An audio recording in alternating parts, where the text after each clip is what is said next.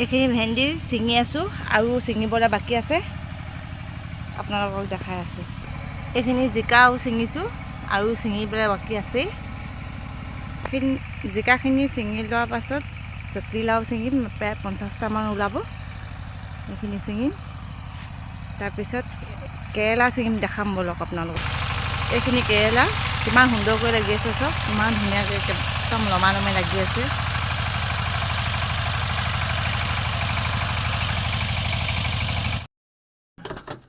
নমস্কাৰ বন্ধুসকল, আজি দেওবাৰ বজাৰলৈ ওলাইছোঁ।